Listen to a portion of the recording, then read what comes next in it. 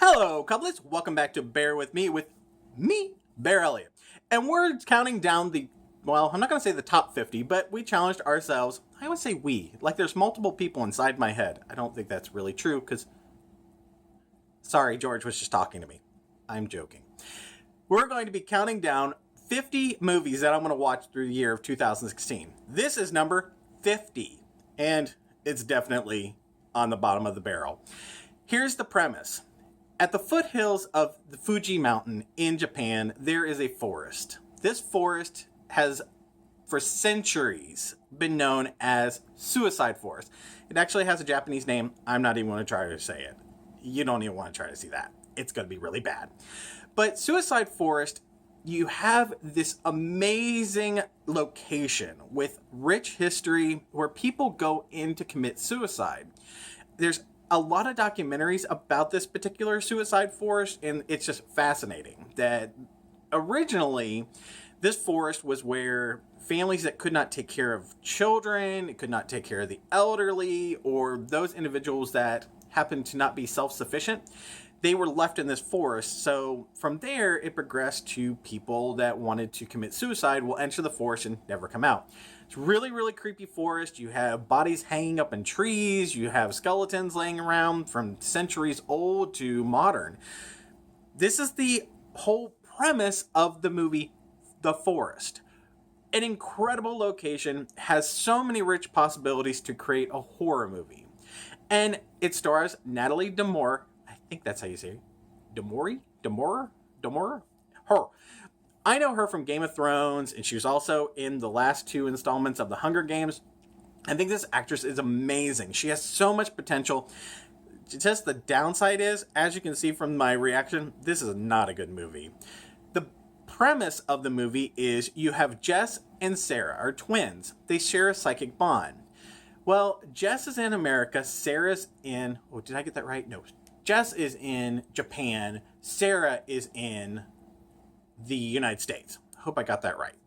So Jess goes into the forest after she's a teacher in Japan, and she goes into the forest to, who knows, she does these crazy, wild things. And the whole big thing with the suicide forest, if you have darkness in your heart, the forest is going to exploit that and cause you to commit suicide. Kind of like collecting their soul. This is a similar plot that you'll find in horror flicks. Well, Sara is in the United States, and she senses that something's wrong with Jess, and she gets a phone call that her sister has gone into suicide forest and has not been seen. So Sara jumped on a plane and flies off to Japan to try to find her sister, because she knows that she's not dead. She has that psychic link.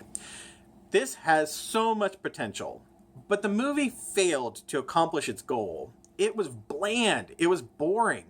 There's a lot of time of just walking around the forest, and basically you watch Sara go crazy. And spoiler alert, it's not a great movie. This isn't really one of those that I would suggest that you wait until it comes on Netflix, because it's just boring. It's almost 2 hours of just walking around the forest, listening to a woman just go crazier and crazier and crazier. And when it comes to a horror genre, you really want that. There is a couple of jump effects, like there's this moment when she falls down into like a cave.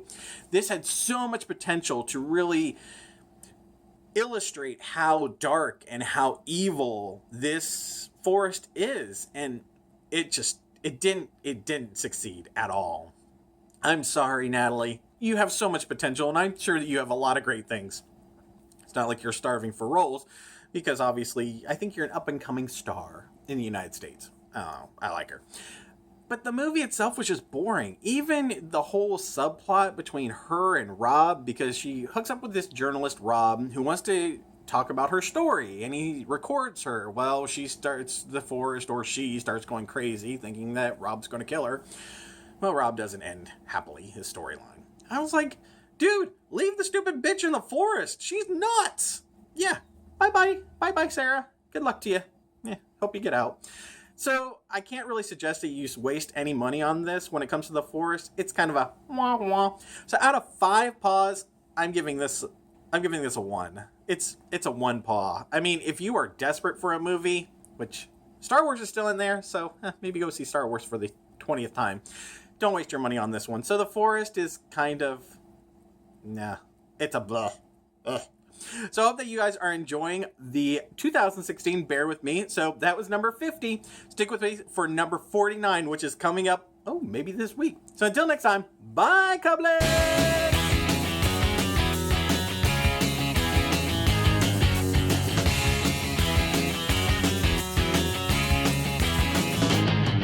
I could go out in the darkness, see you calling my name. I hear you shouting, hear you calling, but it's not the same. Every word that you are throwing right into my back doesn't matter to me, cause I'm keeping my track. Let me go, let me go.